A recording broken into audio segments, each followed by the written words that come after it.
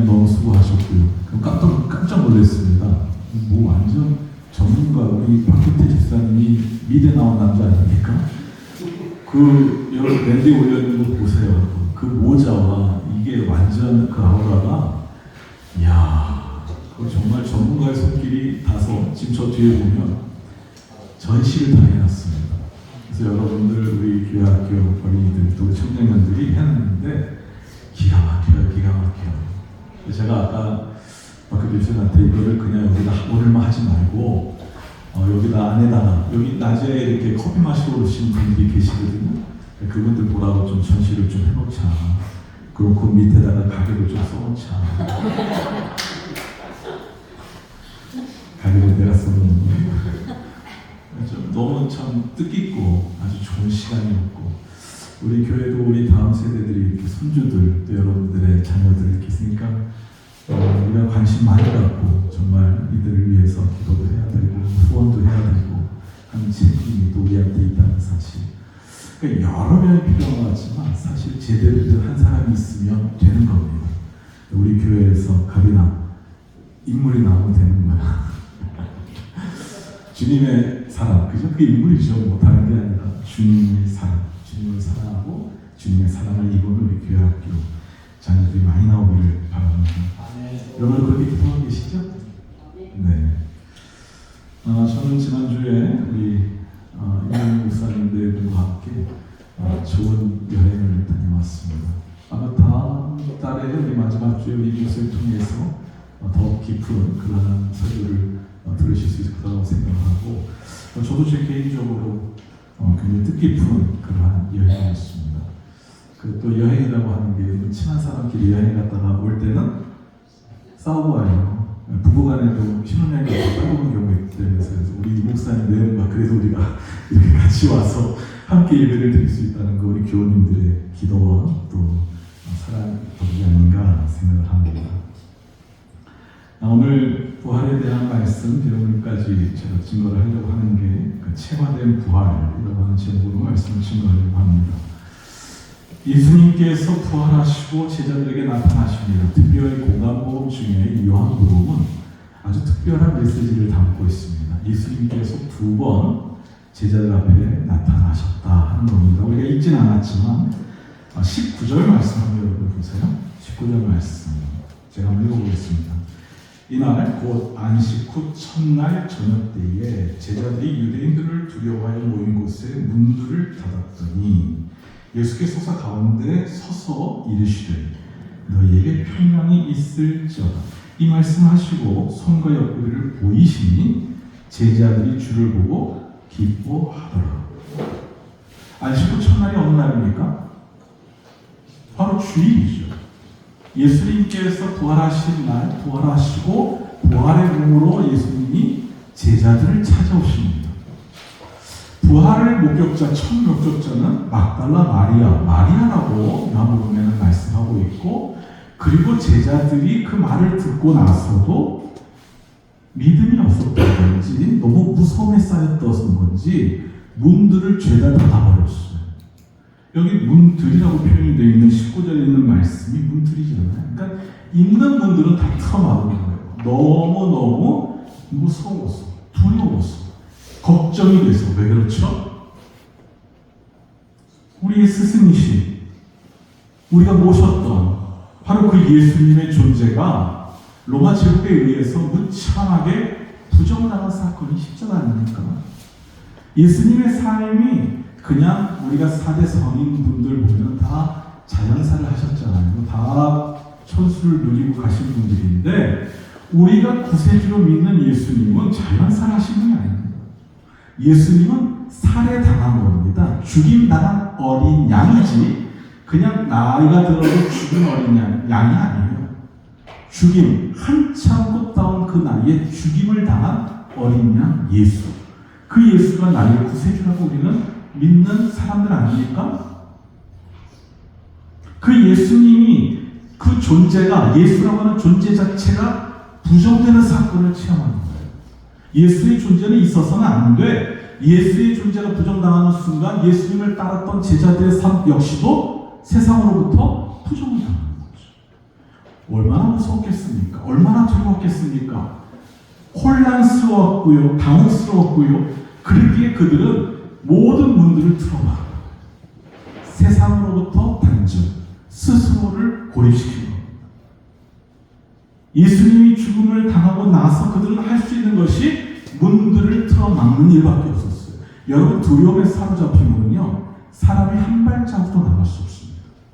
여러분 마음을 두려움이 휩싸이게 되면은 여러분들 아무것도 할 수 없습니다. 말 한마디로 제대로 못합니다.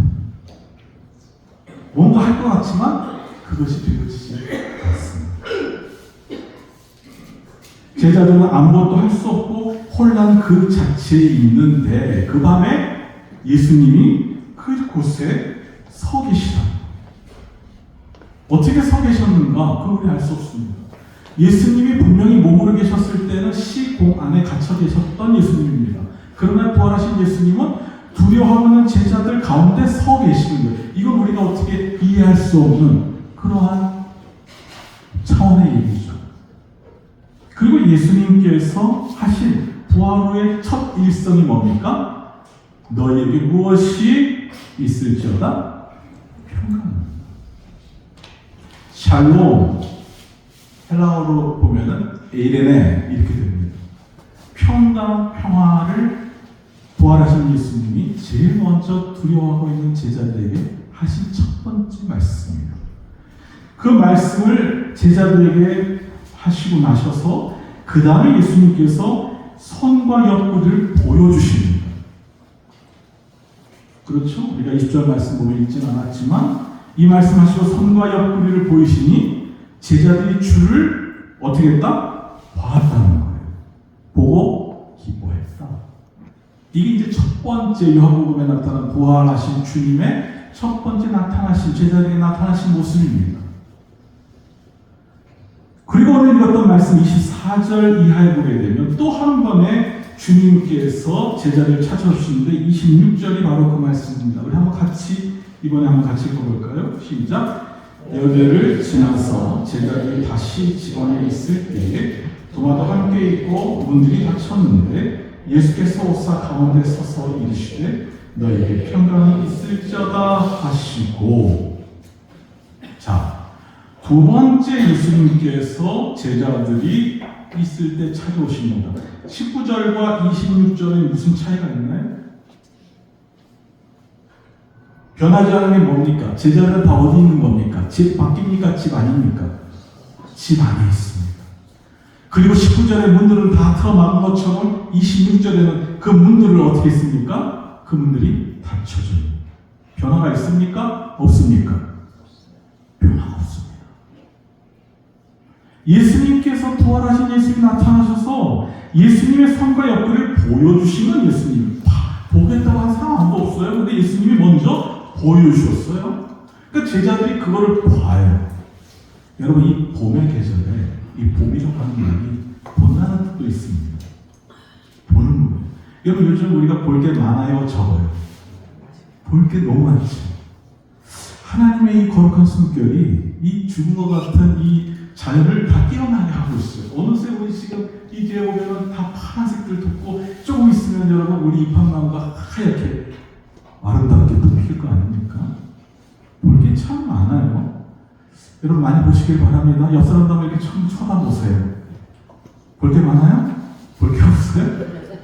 이게 제일 재미없는 거예요. 별 볼 일 없는 게 제일 재미없잖아요. 볼 게 있는 게 얼마나 좋습니까? 이 제자들이 있을 보여주시는 거예요. 제자들이 보여주시니까 제자들이 그것을 봅니다. 뭘 보는 거예요? 예수님의 손과 예수님의 옆구리에 상처를 받겠죠. 그리고 나서 제자들이 어떻다? 20절에 보면 기뻤다.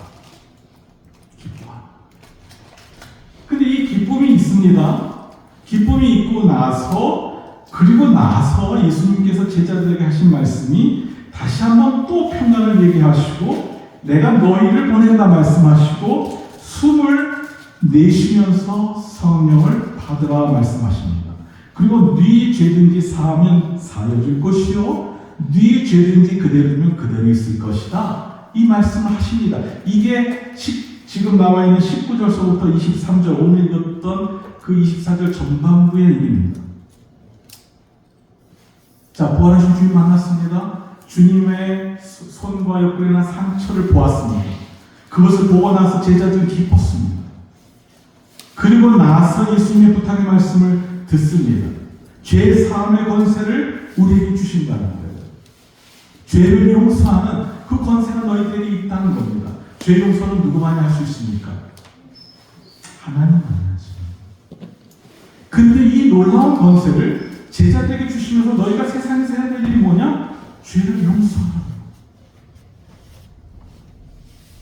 그리고 예수님께서 그 말씀을 하신 후에 또 여드레가 지났습니다. 8일이에요. 여드레는 8일입니다.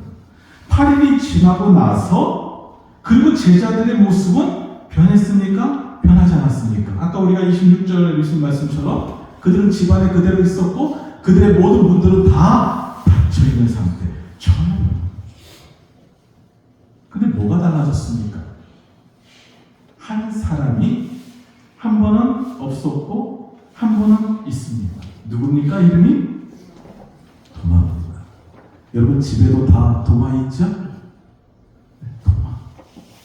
도마 앞에 또 하나 붙어있는 말 중에 하나는 디두모. 오늘 성경 말씀을 읽었던 말씀에는 24절은 디두모라 불리는 도마 이렇게 나옵니다. 도마라고 하는 것은 히브리식 아람어의 이름이 도마고요. 이것이 헬라식으로 바뀌면 디두모라고 하는 이름밖에 똑같아요. 쌍둥이. 도마의 쌍둥이가 누구였을까? 이건 성경에 안 나옵니다. 그러나 쌍둥이라고 저희 쌍둥이 집이야 이렇게 부르잖아요. 그것처럼 도마 쌍둥이구나 이렇게 합니다. 근데 이 도마가 있을 때와 없을 때가 달라요. 제자들이 예수님께서 그 부활하신 모습으로 나왔다 했을 때 25절에 보면 다른 제자들이 그에게 이르되 우리가 주를 보았다. 주를 보았다고 도마에게 말합니다. 어떻게 보면 제자들에게서 제일 먼저 부활의 증인으로서 증언한 상대는 같은 제자였던 도마였어요. 그 도마에게 우리가 예수님 보았어, 부활하셨어 라고 얘기했는데 도마는 이렇게 얘기합니다. 내가 그의 손에 못자국을 보며 내 손가락을 그 못자국에 넣으며 내 손을 그 옆구리에 넣어보지 않고는 믿지 아니하겠노라.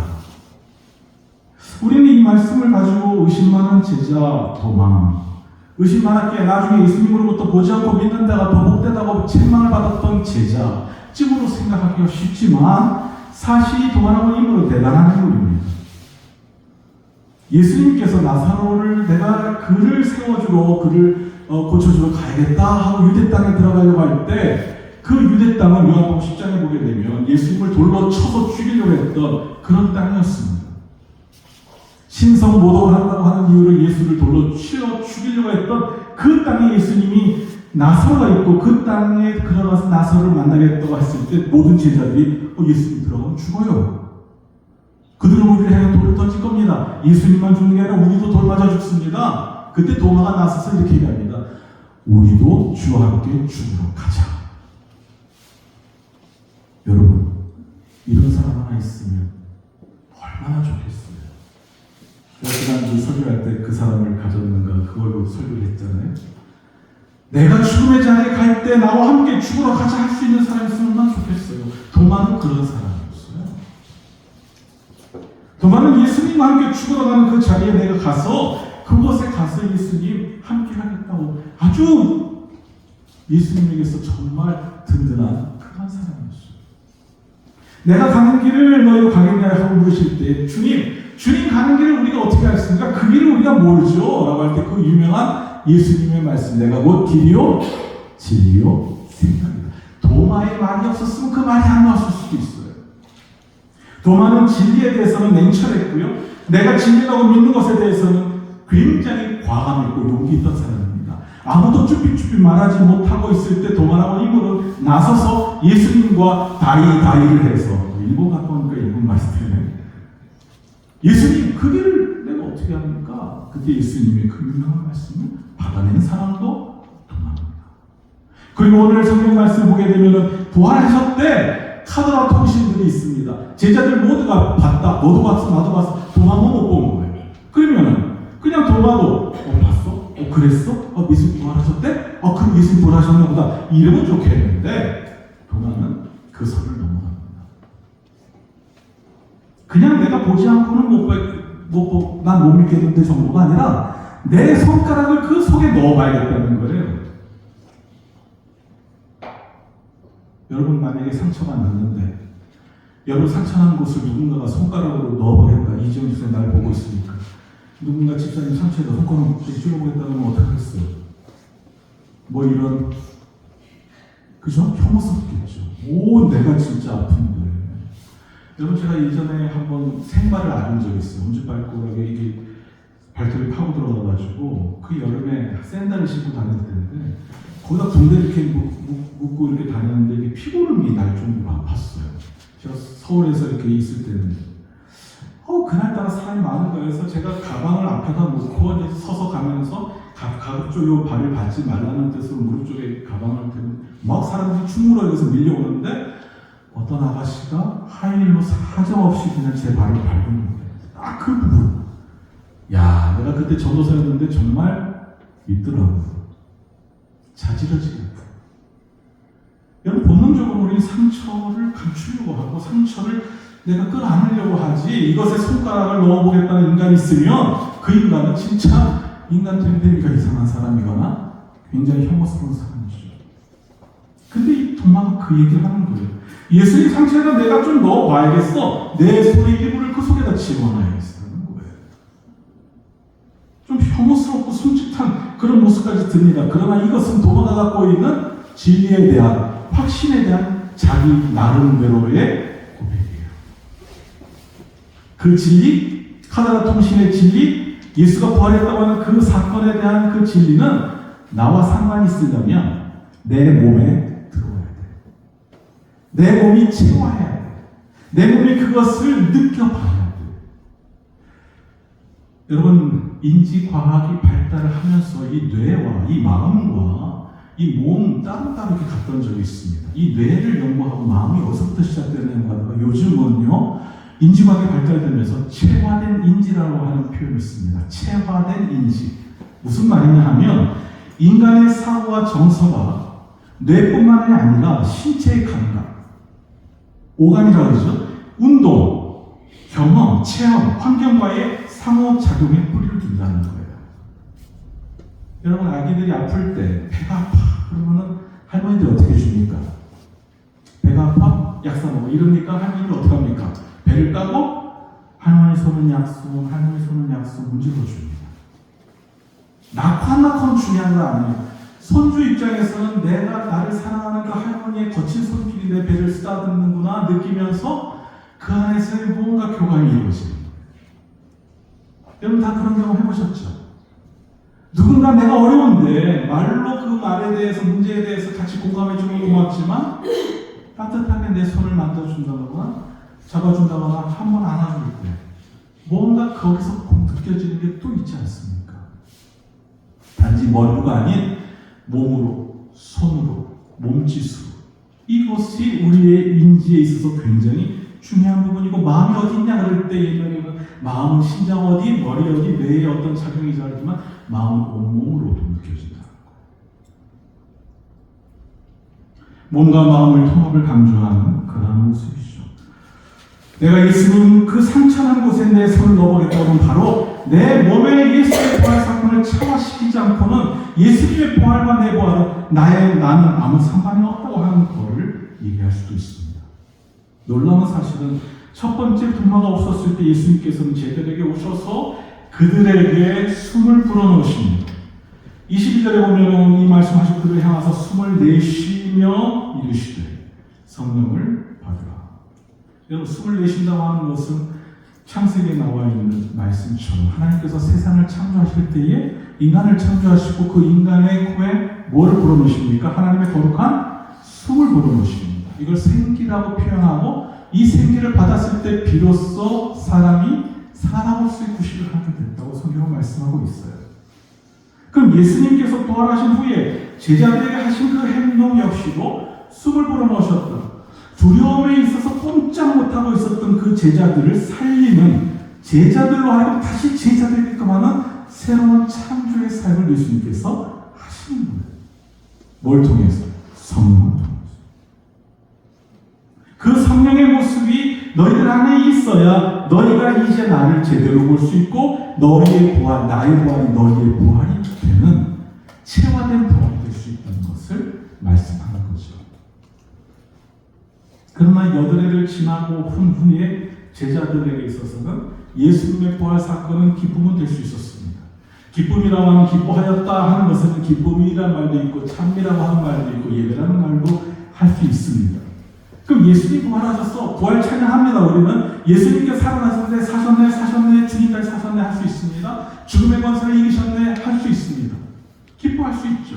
그러나 그것이 우리들이 지금 두려워하는 것을 해결하느냐? 이건 다른 문제다. 그 예수님의 부활이 내 속에 들어와서 나의 부활로 연결되느냐? 그거는 또 다른 문제.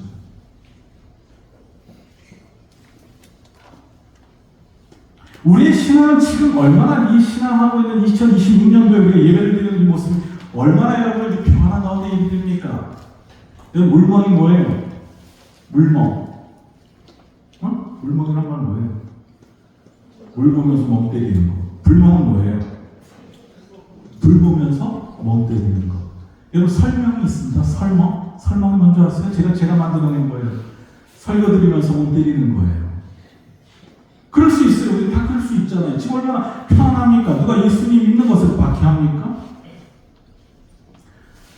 이번에 일본을 가서 성지구 탐방을 하면서요. 하루를 우리 이목사님 내셔서 다 이걸 어레인지 하셨어요. 본인이 다 하셔서 김 목사 이건 꼭 가서 봐야 돼. 한 곳이 있었습니다. 그 바로 엔토 슈샤쿠라고 하는 침묵을 썼던 그 유명한 작가가 있는 곳이고 또 26명의 사람들이 순교를 당했던 곳, 그 나가사키 쪽을 꼭 가서 그걸 봐야 된다. 하루를 내서 거기를 갔습니다. 에도마코 시대 때에 17세기경이죠. 일본의 기독교가 들어왔었을 때 기독교 인구가 50만 정도로 들어왔어요. 폭발적으로 들어왔어요. 근데 그러고 나서 에도마코에서 기독교인들을 탄압합니다. 더 이상 기독교인이 들어갔다면 우리 체제, 이 일본이라고 하는 쇼군들이 지배하는 체제를 이게 위험할 수도 있겠다. 그래가지고 서양 문물을 제한하면서 철저하게 기독교를 탄압합니다. 그 철저하게 기독교를 탄압하는 그런 배경을 쓰여진 게 바로 침묵이라고 하는 것이고 이 침묵이라는 소설, 실증의 바탕을 둔 소설이니까 실증에 가깝죠. 엔토 슈샤쿠의 침묵이 굉장히 유명한 그런 책입니다. 거기에 보게 되면 신무가 하나님의 복음을 들고 와서 전해서 사람들이 기독교인이 됩니다. 근데 핍박이 들어옵니다. 신부에게 얘기합니다. 자, 이 예수상을 네가 밟고 가면 너희 교인들은 다 살려줄 수 있어. 근데 네가 배교하지 않고 이 예수상을 밟지 않으면 너희 교인들은 다 죽어. 만약에 제가 그 당시에 목사고 여러분들이 그 당시에 교인이라고 합시다. 근데 그런 일이 벌어졌어요. 그리고 여러분들이 지금 여기서 갇혀 있어요. 근데 여기 와가지고 그 일본 칼을 찬 사람들이 예수님의 얼굴을 놓고 이거를 밟지 않으면 경신교회 교인들 모두 다 죽일 거야. 근데 이거를 네가 밟으면, 너 하나 밟으면 교인들 살려줄게. 그러면 제가 어떤 결정을 내릴까? 김민경 교우님, 만약에 그러면 어떤 결정을 내릴 것 같아요? 제가? 그동안 나를 경험해봤잖아요. 어떤 결정을 내릴 것 같아요? 밟아요? 쉽지 않죠. 만약에 내가 안 밟으면 여러분 어떻게 되는 거야? 그럼 여러분 중에 목사님 밟지 마세요. 할 사람 있어요? 손 들어보세요. 내가 죽는 게 나의 목사님. 배려하지 마세요. 있어요? 손 들어보세요. 솔직히 손 들어보세요. 야, 우리 교인들은 이거 다 사꾸라네.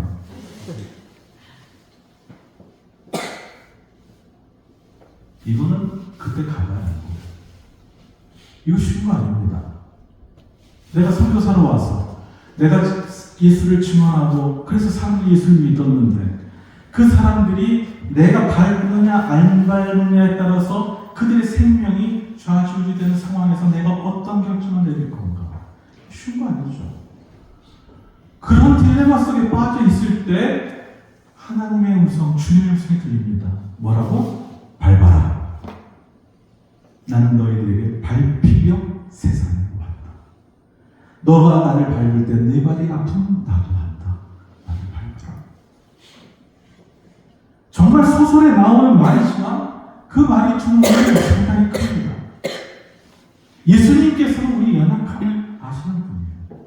여러분 지금 신앙생활 잘하고 있는 것 같고, 저도 목사라고 믿음생활 잘하고 있는 것 같고, 여러분 이렇게 설교 잘났다고 하는 것 같지만, 그때 그 자리에 우리가 없어서 그렇지.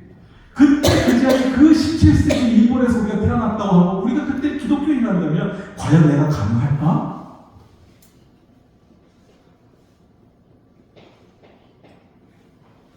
그 마지막에 이렇게 돌아오면서 보니까 그 침묵에 나오는 글 하나가 이렇게 바위에 새겨져 있어요. 나는 이렇게 슬픈데 바다는 너무 파랗습니다. 나는 이렇게 슬픈데 바다는 너무 파랗다. 여러분, 하나님의 침묵. 야, 이런 절대절명의 위기 속에서 하나님 좀 짠하고 뭔가를 이루어주시면 좋겠는데 하나님의 침묵. 그 가운데 서 있는 인간의 이걸 하나로 그렇게 바위에다 쓰더라. 하나님의 그 말씀을, 예수님의 그 부활의 사건은 굉장히 중요한 거지만, 도마에게서 내가 만져보지 않고 내가 손을 내면 내가 속에 체화되지 않고는 카더라로서는 진리의 세계 속에 내가 거할 수 없다고 하는 당돌한 도마의 말이었습니다. 그런데 예수님께서 그에게 다가오신 두 번째가 바로 그 부분이죠. 그리고 예수님께서 말씀하십니다. 27절에 내 손가락을 이리 내밀어 내 손을 보고 내 손을 내밀어 내 옆구리에 넣어보라. 누가 허락한 겁니까? 주님 말이에요. 여러분, 이 손가락을 넣어서 내 상처 속에 넣어보라 그러면 그 예수님은 하하하 나는 안 아프다 하고서 넣었을까요? 아니면 예수님도 아프셨을까요? 분명 예수님도 아프셨을 거예요. 도마는 자기 스스로가 자기 역시도 체화시켜야겠다. 근데 도마 역시도 상처 입은 영혼입니다. 자기도 선생님을 그렇게 떠나버리고 나서 자기도 선생님을 지켜드리지 못한 것에 대해서 자괴감에 빠져 있을 수도 있어요. 거기에 앉아있는 모든 제자들이 자괴감 속에 있었고 절망감 속에 있었고 그 속에서 자기들 스스로 상처를 다 갖고 있는 사람들이었어요. 그게 두려움이죠. 근데 그 자기 상처를 가지고 예수님의 상처 속에 손을 넣습니다. 예수님은 어떤 상처입니까? 전 인류의 상처를 다 끌어안은 상처예요. 예수님이 맞고 예수님이 찔리고 예수님이 죽임을 당한 건 우리의 허물과 우리의 죄 때문이라고 성경 말씀하고 있지 않아요? 그 큰 우리의 상처보다 훨씬 큰 예수님 상처 속에 손가락을 넣는 거예요. 여러분, 상처 있는 사람들끼리 상처를 가지고 서로 얘기하면요, 누가 더 상처가 큰지 갖고서 싸움 납니다. 난 더 그랬어, 난 이랬어, 난 이 정도야. 예수님의 상처보다 큰 사람이 있을까요? 예수님의 아픔보다 더 큰 상처를 갖고 있는 분이 있을까요? 도마는 자기의 손가락을 내서 그 속에 손을 댔다는 건 자기 상처를 가지고 예수님 상처 속에 그 손이 들어왔었을 때 그에게는 놀라운 변화가 일어납니다. 아하, 이분이야말로. 28절 같이 읽어요. 시작. 도마가 대답하기를 나의 주님이시요 나의 하나님이시라. 여러분, 베드로의 고백과 베드로가 했던 가이사랴 빌립보에서 주는 그리스도시요 살아계신 하나님의 아들이시라는 고백과 지금 이 고백 차이가 보이세요? 베드로의 고백은 어떻게 보면 교리화된 겁니다. 주는 그리스도이시오 살아계신 하나님의 아들이십니다 하더라 해도 돼요, 남들이. 근데 도마의 고백은 그렇지 않아요. 다른 사람은 어쩔지 모르지만 주님, 당신은 나의 주님이시고 주님, 당신은 누구다? 당신이 하나님이십니다. 이 위대한 고백이 누구의 입을 통해서? 도마의 통해서 나오는 거예요. 요한복음이 쓰여진 복음서 중에 가장 늦게 쓰여졌습니다. 약 예수님 사후 지난 다음에 70년의 세월이 지난 다음에 제일 늦게 쓰여진 복음서예요. 그러니까 요한복음에 있는 공동체는 예수님을 사도들을 보질 못했어요, 제대로. 그리고 1세대가 지나가는 거예요. 그리고 2세대들이 나오고 3세대도 나오는 그런 시점에 예수님이 누구인가에 쓴 게 요한복음입니다. 그게 예수님 보이지 않는데요. 본 적이 없는데, 사도 본 적이 없는데요. 그래서 보지 않고 믿는 자가 복되다는 말씀이 들어간 겁니다. 사실 요한복음은 20장으로 끝납니다. 21장은 천부가 되는 거예요. 이 복음서를 보게 되면 이 도마의 고백이라고 하는 게 사실 절정의 최고의 그 절정을 찍는 거예요. 그럼 아까도 얘기한 것처럼 도마의 이름이 뭐라고요? 뜻이 쌍둥이잖아요. 쌍둥이 나오지 않아요. 누군지 안 밝혀져요. 근데 이거는 신학자들은 일란성 쌍둥이였을 거라는 생각을 해요. 똑같은 DNA가 똑같은. 그럼 여러분 가만히 생각해 보십시오. 이 요한복음에서 말하고 있는 도마의 쌍둥이라고 하는 그 다른 쌍둥이 하나 또 누굴까? 에? 누굴까? 당신 주님은 나의 주님이시고 주님이 하나님이십니다. 나의 하나님이십니다. 고백하고 그 부활을 채워서 살아가야 될 또 다른 한 사람 누굴까요? 바로 이 요한복음을 읽은 저와 여러분입니다. 저와 여러분들의 신앙의 자리가 의심하는 도마가 아니라 채화로서 부활을 살아냈던 도마와 같이 주님이 나의 주님이시고 주님만이 나의 하나님이라고 고백하고 이 세상에서 참으로 주님의 선하신 하나님의 나라의 일을 위해 부르심을 받는 그 일을 계속해 나가시는 우리가 모두가 되기를 주의 이름으로 축원합니다. 입술로만의 부활 찬양 기쁨이 아니라 내 몸을 가지고 체화된 부활을 체험하는 사람을 죄를 기다려 주옵소서. 예수님 이름으로 기도드렸습니다.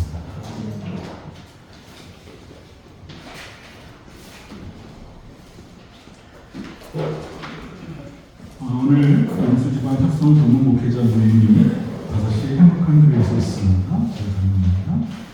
우리 다음 주일은 어린이날, 어버이날 이 타임은 아주 즐거운 주일입니다.